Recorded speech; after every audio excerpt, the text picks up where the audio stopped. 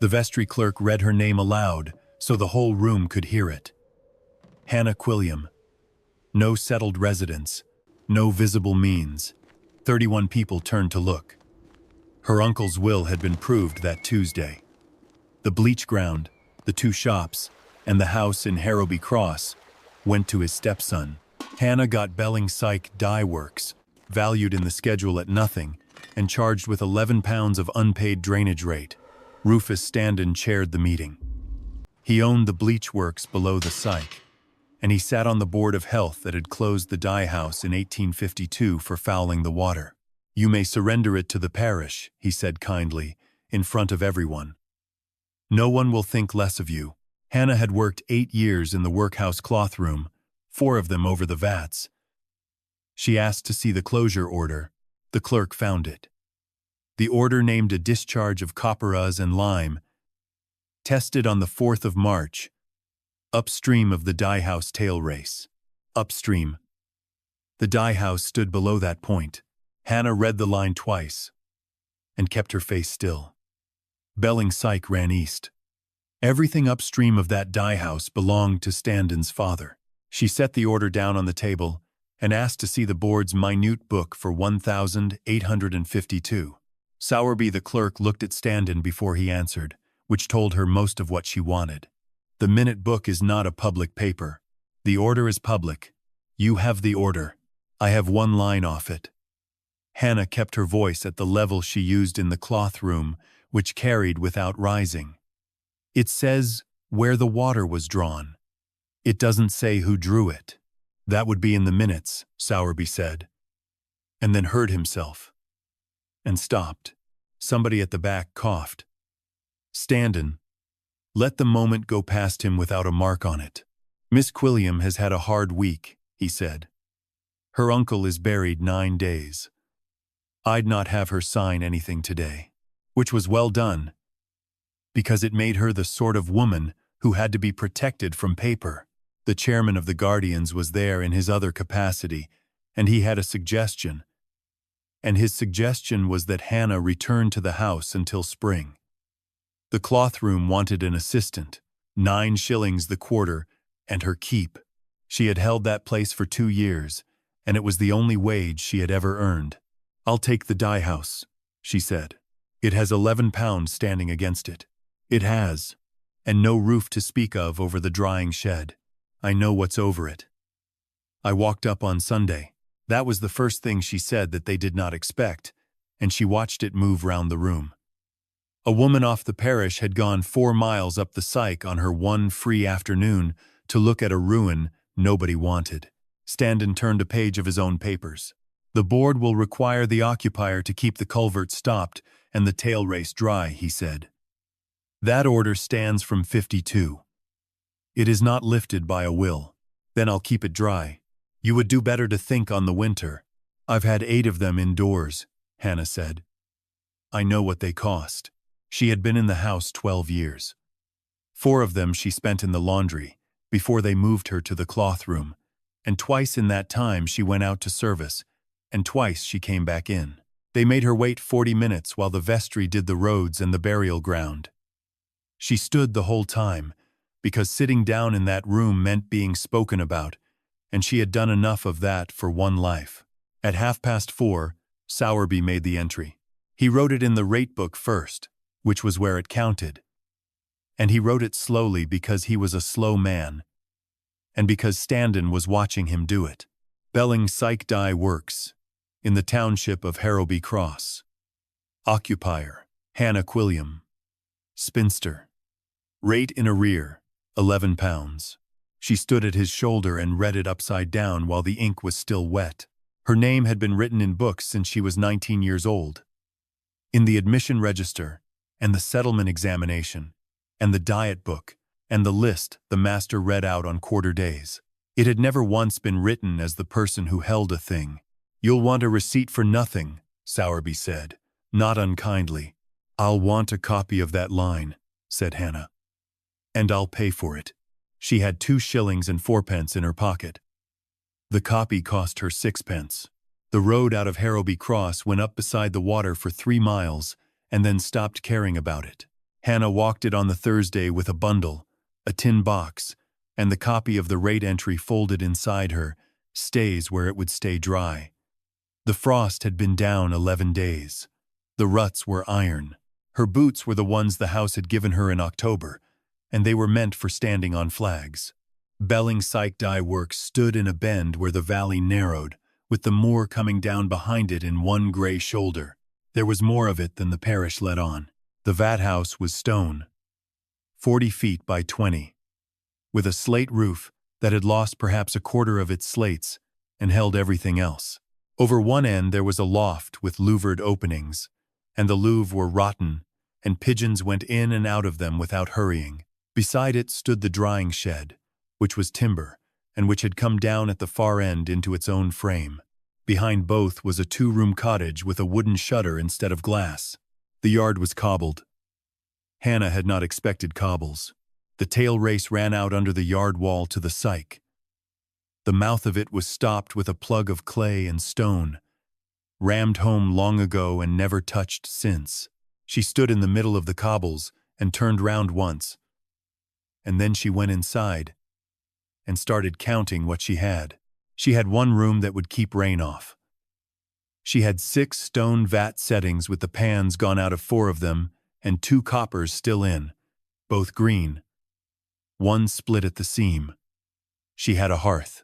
She had no fuel, 1 shilling and 10 pence, and 11 pounds standing against her name in a book 4 miles away. The shop at Harrowby Cross had already decided about her by Saturday. "We're not carrying an account up there," Mrs. Bourne said, with her hands flat on the counter. "You'll understand. I've asked for no account. I've a shilling. And I want coal. We've none loose." There was coal in the yard behind her, in a heap, under a tarpaulin with the corner turned back. Hannah looked at it long enough for the woman to know she had seen it. Then she said, "Thank you," and went out. Arguing in a shop is how you become the woman who argues in shops. She got her coal from a quarryman on the Auckland Road.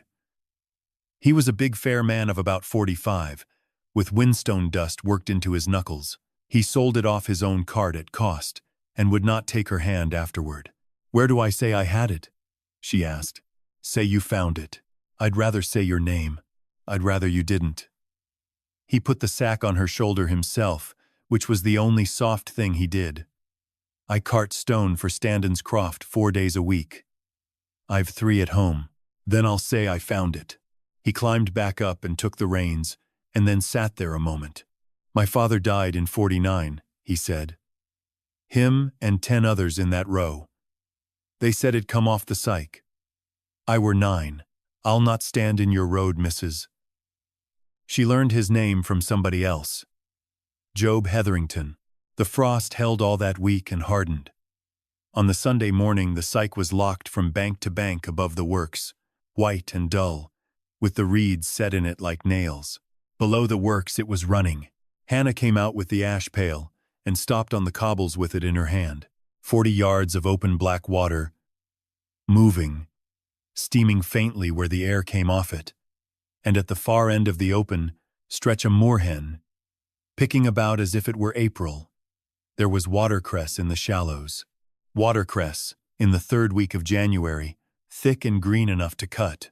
She put the pail down and walked the length of it twice, once on each bank, and both times the ice began again in the same place, sharp, like a hem. On the way back across the yard, her boot rang on iron. There was a grating set into the cobbles near the wall, 2 feet by 1 cast iron, the bars furred with rust, and the spaces between them clear. She had walked over it a dozen times and never looked down. Hannah knelt, and then lay flat, and put her face to the bars. Warm air came up at her, smelling of wet stone. Somewhere under the yard, water was moving. She had 1 copper sound and 1 hearth, and she made those 2 things do everything for 5 weeks. The split pan she left where it stood. The good one she scoured with sand and a brick until her arms shook. She set it on the 2nd setting and built the fire under it out of whin roots and the quarryman's coal, 4 ounces at a time. Like a miser. Word came up the valley the way it always does. Sideways. Sarah Dees walked in on a Tuesday from the pit row at Ludwell with a bucket wrapped in 3 sacks and her sleeves already rolled. They said there's a dyer up here. There's me. Then look at that and tell me it's dead. Hannah took the sacks off. It was a household woad vat, 5 gallons, kept in a stone crock on a hearth for 8 years by the smell of it. It had gone the color of pondweed, and there was no flour on it at all. She put her face over it and breathed in properly, which made Mrs. Dees pull a face. When did it stop taking? Fortnight since. I put a good handful of lime in it Sunday, and it's worse. It would be. Hannah straightened up. You've limed a vat that was already sharp. It's not dead. It's drowned. Meaning what?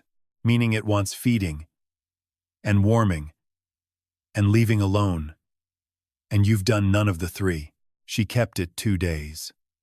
She set the crock on the hearthstone where the heat was even, stirred in bran and a little madder root, and let it work. She looked at it 4 times on the Wednesday and did not touch it once. On the Thursday morning there was a coppery skin across the top of it, wrinkled like the top of milk, and under that the liquor had gone yellow-green. That's a flower, Hannah said. Put your hand in it. Mrs. Dees put her hand in and brought it out yellow, and stood there while the air turned it, and it went green, and then it went blue in front of her. She said a word that was not usual in her chapel. 18 pence, said Hannah. I've a shilling and a bag of tatsies. Then it's a shilling and a bag of taties, and you tell them at Ludwell where you had it done. By the end of February, 6 women had walked up from the pit rows, and 1 had come from Harrowby Cross itself, at dusk, with her shawl over her face. Hannah had earned 11 shillings, 2 pairs of clogs, potatoes, and a goose that was mostly bone. Eliza Nattrass arrived on the 2nd of March at 9 at night, in the rain, with a workhouse blanket over her head. She was 19, and she had been in the cloth room since she was 12, and she stood in the doorway with water running off her and said the whole of it in one breath. I've walked out. They'll say I absconded. I've took nowt but the blanket, and I'll send it back. Hannah stood with her hand on the door and did the arithmetic in about 4 seconds. A girl of 19 off the parish, at her fire, under a name that was already on a list. They'll come for you. I know. They'll come for me as well. I know that and all. Get in then, Hannah said, and take that blanket off before you drip on the vat. That was the end of being one person on the ground. And she felt it go. On the Sunday, with Eliza to hold the bar, she got the grating up out of the cobbles. It came hard. The iron had rusted into its stone rebate. They worked round it with a poker and a hammer, and when it lifted at last, it lifted all at once and took the skin off Hannah's thumb. Below was a shaft, dry stone lined, 2 feet square, dropping straight down. There were rungs, iron, driven into the joints, and every one of them was worn bright on the top edge. Somebody used them, Eliza said. Somebody used them a lot. Hannah lay on the cobbles and put the lantern down on a cord as far as it would go. 8 feet. 9. And the light stopped on water. Black. Still. And giving back the flame. She held the lantern there and let her eyes work. The shaft wall on the north side was not rubble. It was one dressed block, set square, with a face cut flat and letters chiseled into it. And the letters were still sharp, because nothing down there had ever frozen. Me. Tunstall. 1830. Hannah had lived in that parish 31 years and had never heard the name spoken once. The parish chest was a real chest, iron-bound, under the vestry table, and it cost her a shilling and a written application to have it opened. Sowerby stood over her the whole hour with his watch out. The tithe apportionment for Harrowby Cross had been made in 1841, and the map was rolled with it, linen-backed, the colors still good. Hannah found the bend of the Sike and the works, and then she put her finger on the schedule and went down the numbers until she had it. Plot 214. Dye House, yard, drying shed, and well house. Owner and occupier, Margaret Tunstall. There's no well house up there, she said. Then it fell down. It's on this map in 41. Hannah did not look up. Where's the board's plan of the works? He fetched it because he could not think of a reason not to. It was drawn in 1859 for the drainage rate. And it showed the vat house, the shed, the cottage, the yard, the tail race, and the stopped culvert. There was no well house on it. There was no grading on it either. Buildings come down, Sowerby said. They come down. They don't come off a map, with the ground still under them. She asked, that day, and in writing afterward, for a copy of the board's minutes for the 4th of March, 1852. The answer came back 9 days later over Standon's own signature. The minute books of the board were not open to inspection by ratepayers. The chairman would, however, be glad to assist Miss Quilliam personally at any time, and remained her obedient servant. Hannah read it twice and put it in the tin box with the rate entry. She went to the workhouse on the visiting Thursday and asked for Dorcas Kell. They brought her out in a chair with a rug over her knees, 79 years old, hands like knotted rope, and she looked Hannah up and down and started before anybody had said good day. You're Quilliam's niece. You've took Belling Sike. I have. Then you're either soft or you're hungry. I'm both, most days. Dorcas Kell made a sound that in a younger woman would have been a laugh. She had gone into the yarn room at Belling Sike at 11 years old and stayed until it shut. She talked about the loft and the hanks and the frames and the smell of the fermenting room, and about Miss Margaret, who wore a leather apron and would put anybody out of the yard for talking while she read a vat. Where did she take her water? Hannah asked. The old woman's chin came up. Not the Sike. Not at all? Not a drop of it for the blue, and she'd have skinned you for suggesting it. Dorcas Kell looked at the door, and then back. She had her own. Come up warm out of the ground, winter and all. That were hers, and she kept the key of it on her. And she wrote where she wrote so as nobody could carry it off in his pocket. Wrote what? I were in the yarn room, said Dorcas Kell. I weren't let past the door, and I've said more now than I've said in 20 year.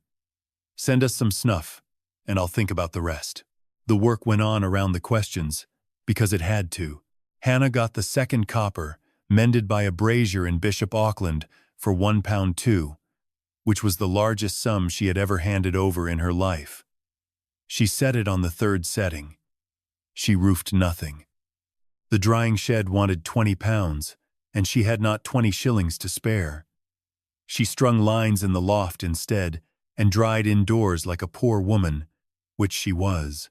Mr. Ives, a flannel dealer at Bishop Auckland, sent her 14 pieces on trial in the 3rd week of March, and 8 shillings a week after that, carried up and down by the Ludwell carrier. Eliza learned to keep a fire even. That took a month, and was worth more than either of them said.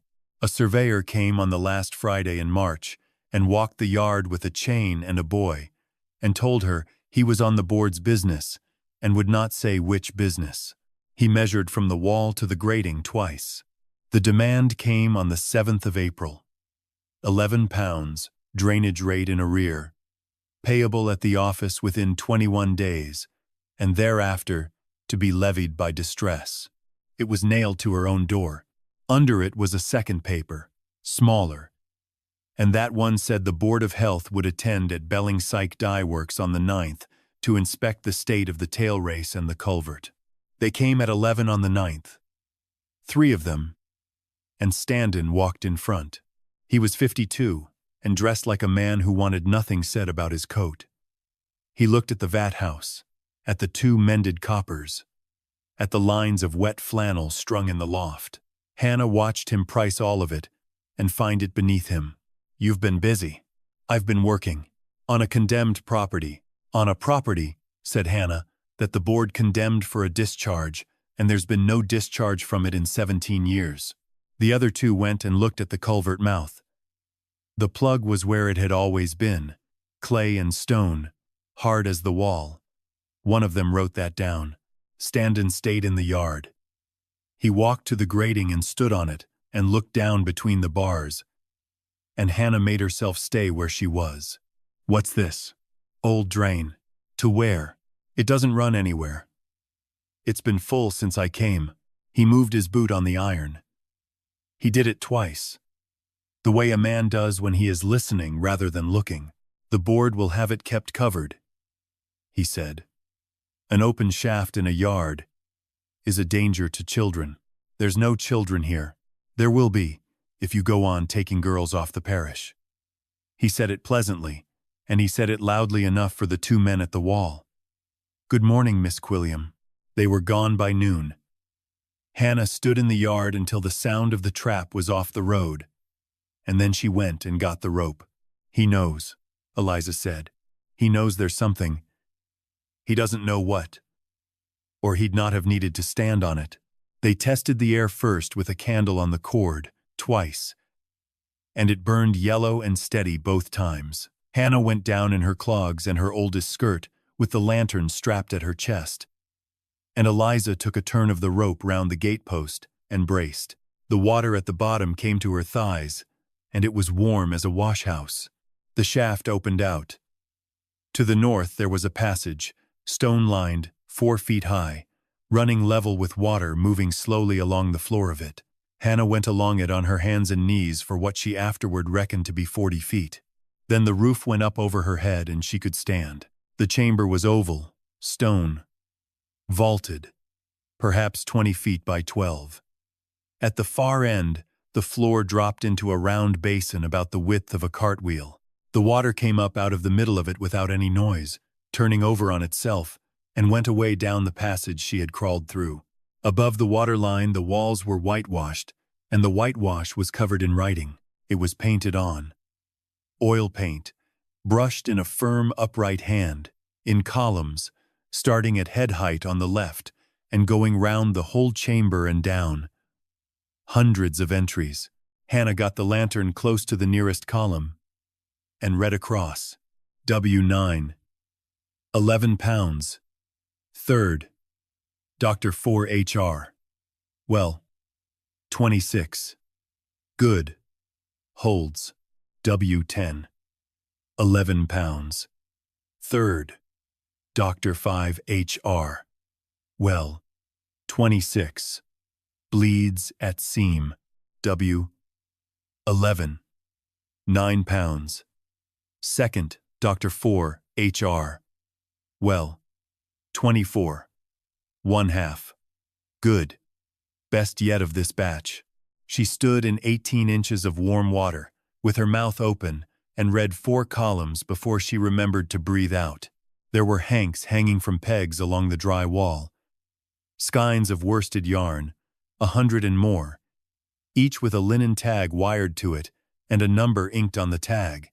She lifted one and turned it to the lantern. Blue. Deep, even, and clean, with no gray gone into it. On yarn that had hung underground since before she was born. There was a leather apron on a peg, dried into the shape of a body. There were clogs under it, side by side, and a stub of chalk on a ledge. Hannah went round the whole chamber twice, and on the second circuit she began to understand what she did not have. Every entry gave what happened. None of them gave how. The letters and the numbers stood for things. A vat, a strength, a drawing, a gauge of the well. And at the foot of every column, in the same upright hand, the same 4 words. Weights as by book. There was no book in that chamber. There was no shelf, no chest, no niche, and nothing that had ever held one. The last column was painted lower than the rest, near the water, and the hand in it had changed. The letters were bigger and they were not so straight. 21st July 1858. They have sworn against me at the sessions a 3rd time. I am 70 days from Michaelmas, and I will not be here for it. M.T. The board's office was over the corn merchant's. They had her in on the 28th of April, with Sowerby writing and a second member of the board sitting by the window to make it regular. Standen had the paper drawn already. That was how she knew he had wanted this since the vestry. The board will strike the arrear, he said. £11. Gone. There's a cottage in Chapel Row at 1 and 6 a week, and I'll speak to Ives about doubling your pieces. You'd be dry and warm and clear of debt. By Whitson. And in exchange, a conveyance. He turned the sheet round for her. The well, the spring, and the water rising in it, to Standen's croft, together with a covenant on your part to keep the culvert stopped as the order requires. The buildings stay yours. The trade stays yours. You lose nothing you are using. Hannah read it through twice while nobody spoke. It was well drawn. It gave her everything she had asked for since January, except the one thing she had not known she owned in January. Why does a bleach works want a spring, she said. Water. You've a whole Sike running past your door. I've a Sike that carries every drain in this valley. Standen said it without a flicker. Bleach liquor wants clean water. Anybody in the trade would tell you the same. Sowerby's pen stopped for about half a second and then went on. Put it in the minutes. Hannah said. I beg your pardon? You've a clerk sat there. Put in the minutes that the chairman of the Board of Health says the Sike carries every drain in the valley. She stood up. No, I'll not sign it. You have 3 weeks before the warrant. Then I've 3 weeks. They levied on the 12th of May. 2 men came up with a cart and an inventory and took the mended copper off its setting, and the good one after it, and both pairs of clogs. Mrs. D's had given her, and the goose feathers, and left her the split pan because nobody would buy it. The sale made £4.11.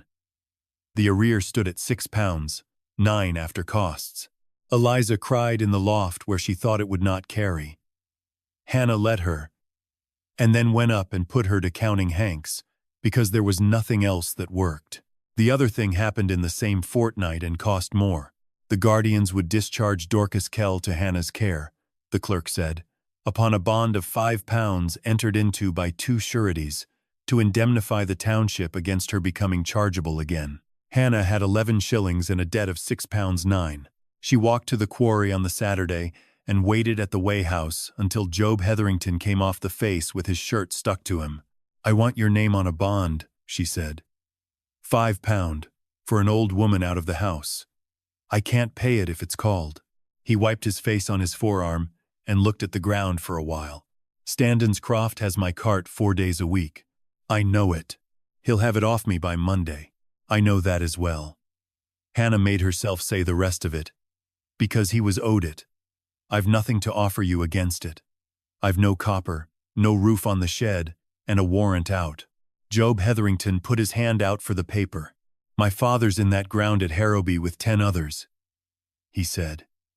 And I've carted stone for the man that sat on the board that said it were your works that done it.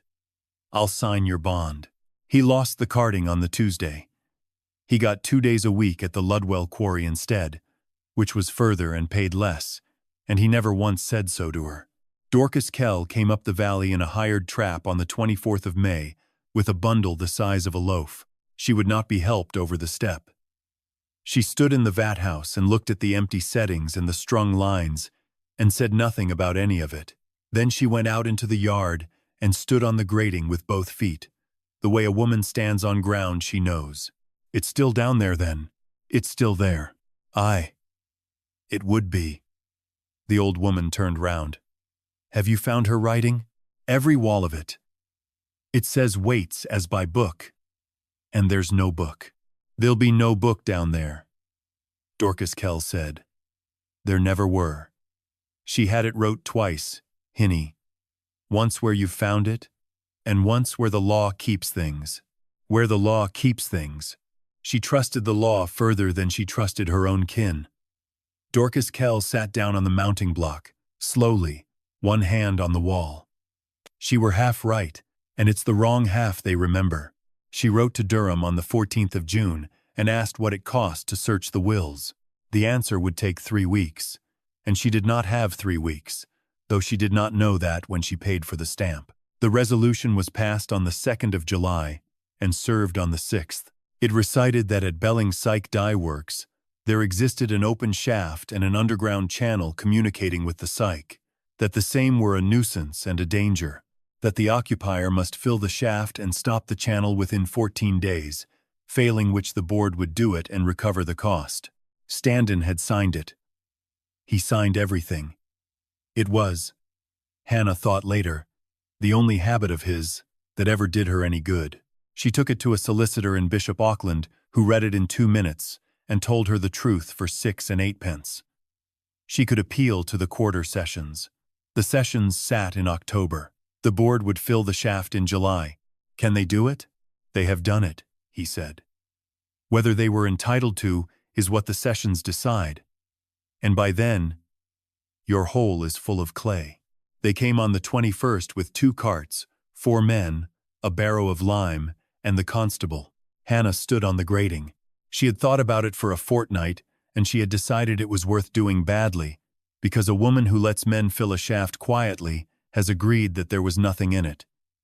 Job Hetherington stood at her left. Eliza stood at her right with her chin out and her hands shaking. "Step off, Miss Quilliam," the constable said. "Whose order is it?" "The board's." "Then let the board come and stand where I'm standing." She did not raise her voice. Nobody in that yard could say afterward that she had shouted. Mr. Standen signed it. "Fetch him up, and let him look down it first." They gave her about 4 minutes, which was more than she expected. Then 2 of them took her under the arms and lifted her off. She was heavier and harder to move than they had allowed for, and one of them went into the wall.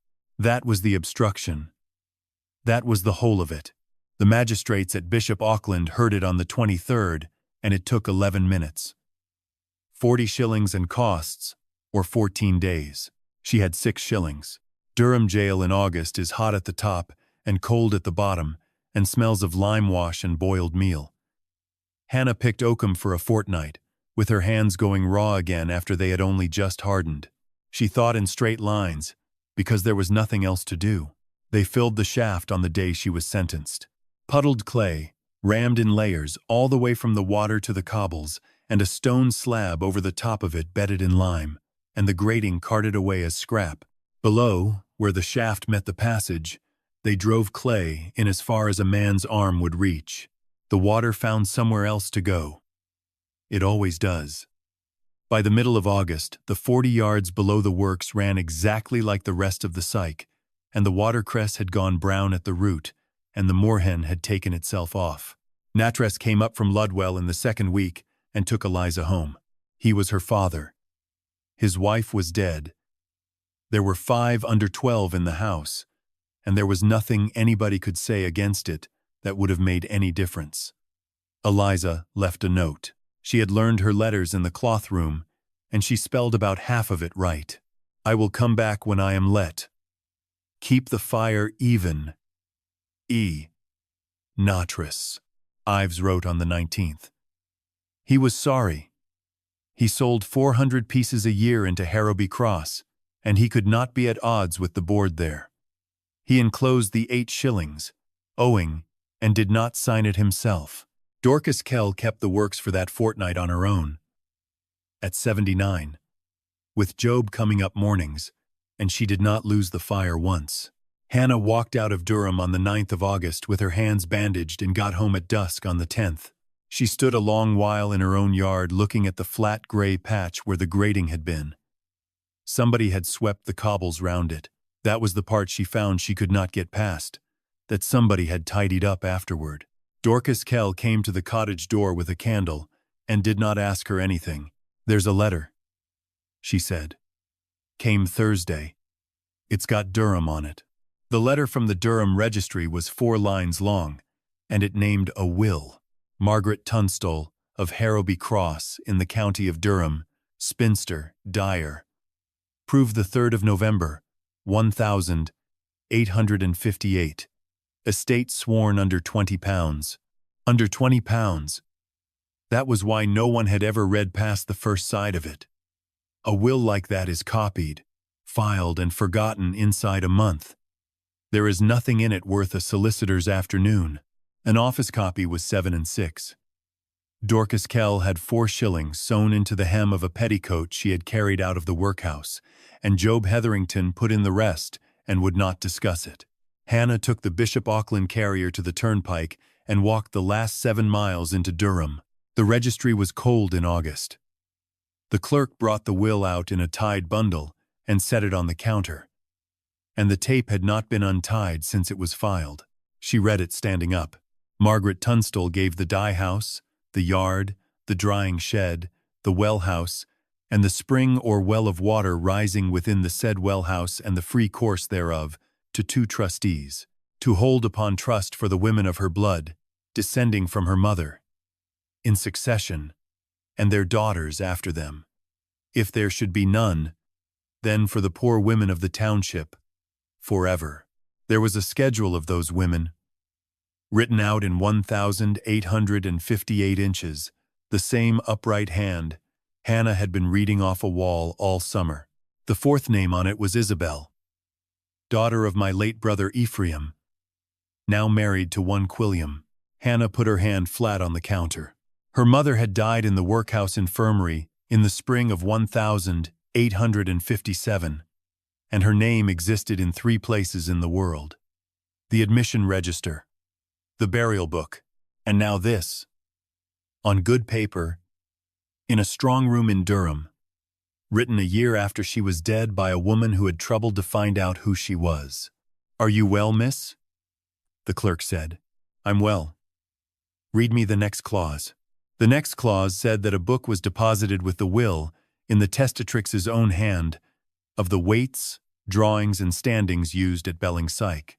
It was not to be delivered to any person save one taking under the trust. "Have you got it?" He was gone 11 minutes. He came back, with a quarto book, bound in sheep, tied about with tape, docketed in the hand of a clerk, who was probably dead. "I can't give you this," he said, "on your say-so." It took her 9 days. She went back to Harrowby Cross and paid Sowerby 2 and 6 for a certificate of her mother's marriage, and one of her own baptism, out of the register he kept. She stood at his elbow while he signed them. Neither of them said a word that was not about fees. On the 2nd of September, the registry gave her the book across the counter and had her sign a receipt for it. She did not open it on the road. She was afraid of the rain. She opened it that night at the cottage table with Dorcas Kell holding the candle at the right height without being asked. It was a book of weights, woad by the pound and indigo by the ounce, madder, bran, lime, the standings in hours, the drawings 1st and 2nd and 3rd, against each of them a number that matched a column painted on a wall under her own yard. The 3rd liquor had a name in it. Margaret Tunstall called it the 2nd water. It was the well water itself, drawn at a gauge and used raw, and the whole thing turned on it. Folded into the backboard was a plan. It was linen-backed and drawn to a scale, and it showed the works as they stood in 1,839. The dye house, the yard, and standing clear of both, a small square building marked Well House. Inside it a stair was drawn, 3 steps and a landing, going down through the floor into the chamber. Hannah took it out to the yard next morning and turned it north until the lines lay over the ground. The well house had stood where the drying shed stood now. Somebody had pulled it down and built the shed across the top of it in 1854. The tithe map went on saying it was there until a board clerk drew a new plan in 1859 and left it off. She and Job took up the shed floor at the north end that afternoon. Rubble first, then a sillstone, then a gap her hand went into, up to the wrist, 3 steps down, and then dressed stone, and cool air coming up out of it that smelled of the chamber. The board's clay was 50 feet away on the other side of the yard, and it had never touched this at all. The memorial went up to London on the 8th of September with 38 names on it. Job Hetherington got 22 of them in 4 evenings.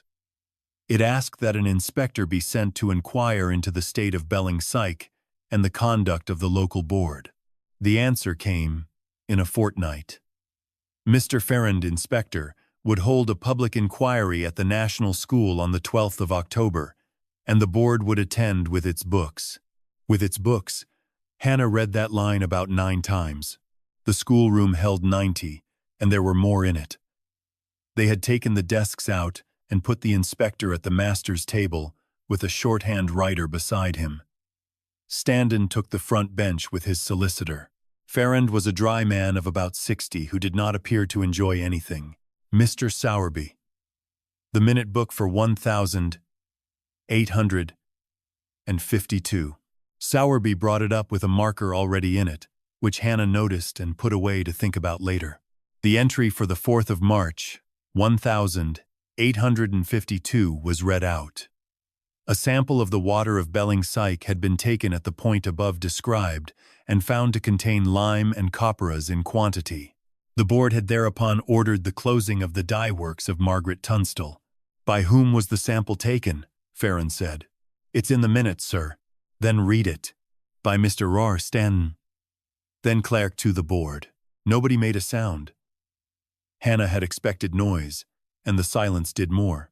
Now the book for 1,863, Ferrand said. The 11th of June, 1,863. Resolved that the sum of £40 be expended upon a cleansing culvert at Standen's Croft, the present outfall being found insufficient. Signed at the foot by the chairman. Whose signature is that? Standen stood up before his solicitor could get hold of his coat. Mine. Sit down, Mr. Standen. You will have your turn. Ferrand did not look up. Mr. Hetherington. Job came up with his cap in both hands and told them where the tanks at Standen's Croft ran out. He had carted the windstone for that culvert in 63 and backed a cart to the head of it 11 times. How far above the point named in the 52 minute? 300 yard. Happen a bit less. Then Hannah was called. She had 4 things on the table, and she took them in order.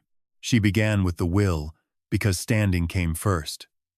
The office copy, the trust, the schedule of women, and the plan with the well house that the board's 1,859 plan had left off. Ferrand read the plan a long while and sent for the tithe map.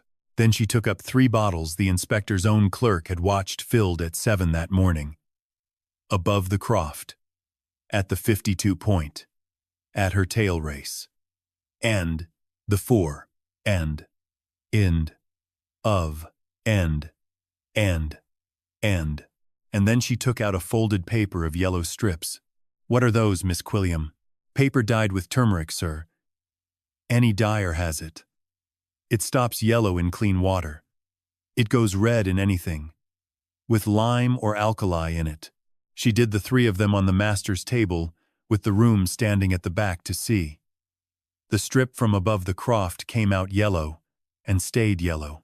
The strip from the 52 point went the color of a brick in 4 seconds. The strip from her own tail race, below the works the board had shut for fouling that water, came out yellow and stayed yellow. She laid all 3 side by side and stepped back. I have a piece of flannel as well, she said.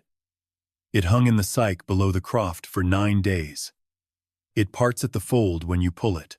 Dorcas Kell was carried up on a chair by 2 men from Ludwell and gave evidence sitting down. That Miss Margaret had never taken a drop of the Sike for the blue. That the well was a separate water and was kept covered. That the trouble began the year after the croft below was enlarged. Standen's solicitor asked her whether she was quite certain. At her age, I'm 79, said Dorcas Kell. I've a better memory than your client, and mine's wrote down on a wall. Ferrand reported in November. The abatement order of the 2nd of July was found to have been made without warrant, and the board was directed to reopen the shaft at its own cost. The closure order of 1,852 was set aside, founded as it was on a sample drawn below a discharge and above the works accused.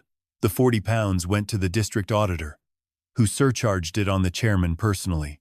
The board was to serve notice on Standen's Croft for settling tanks within 6 months.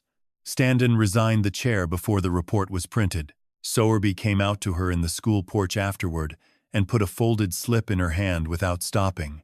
It was a fair copy of the 1,863 minute in his own writing, dated the 4th of October. The board reopened the shaft in the first week of December, at its own cost, with 4 men and a windlass. It took them 9 days to get out what they had put in one. Hannah watched the whole of it from the wall and said nothing. When they had finished, she paid for a new grating out of her own pocket, because she wanted one that lifted. The water came back into the passage on the 11th. It was in the basin by the 14th, at gauge 22 and rising. By the middle of January, there were 40 yards of open black water below the works again, and the moorhen came back in February, and the cress was thick enough to cut by April. The quarter sessions allowed her appeal in October with costs. That wiped the arrear and gave her back the value of the coppers, £8 1 and 3 pence. The man who had carried her clogs out of the yard brought them back himself and left them on the step without knocking. The obstruction conviction stayed where it was. Nobody had the power to take it off. And Hannah kept the committal paper in the tin box with everything else, and it is there yet. Standen built his tanks inside the 6 months. He had to. He kept the croft and put a manager into it, and was seen in Harrowby Cross about 4 times a year afterward, and he never once looked at her, which suited them both. The £40 came out of his own pocket in the end, which she was told he minded more than the chair. She pulled the first good blue on the 11th of July.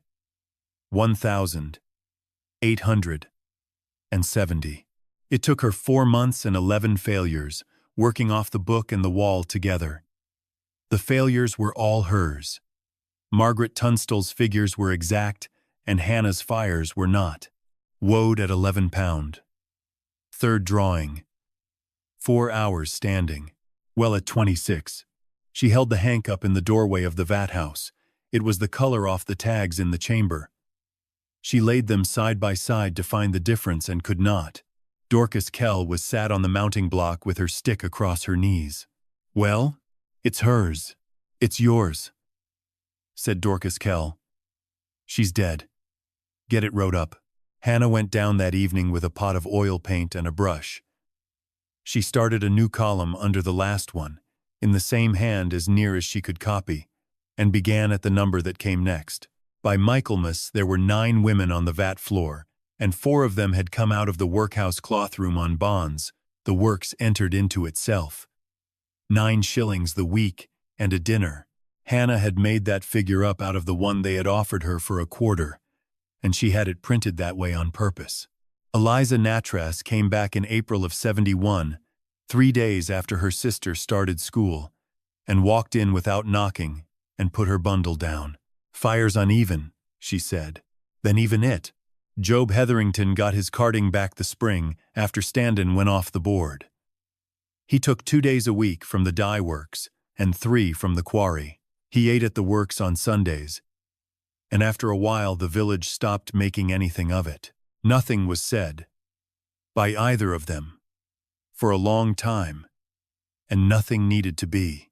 They cut Margaret Tunstall's name into the new sill stone at the head of the wellhouse stair. The trustees would see it, and nobody else would. The chamber was not going to be a show. The other place they put it was the notice board at the chapel gate. That board had carried the same paper since Hannah was 14 years old. The Board of Health's closure notice for Belling's Sike Dye Works, reprinted twice when the weather got at it, black on white, with the word "fooling" in a bigger type than the rest. It came down in November 1870, and the frame stood empty all winter, and Mrs. Bourne at the shop said it looked untidy. In March of '71, Hannah had a bill printed at Bishop Auckland, 200 copies, and pasted the first one on that board herself with the paste still warm. Belling's Sike Dye Works, makers of Margaret Tunstall's blue since 1839. Reopened 1870. Women wanted for the vat floor and the yarn room. 9 shillings the week, and a dinner. Apply at the works to H. Quilliam. She was standing back from it with the brush still in her hand when a woman came along the chapel wall with a child on her hip and stopped to read. She read it twice, the way people do when they think they have got it wrong. "Is that right, missus?" 9 shilling? "It's right," said Hannah. "And they'd have me?" "I've been in the house." "So was I," said Hannah. "Come up Monday."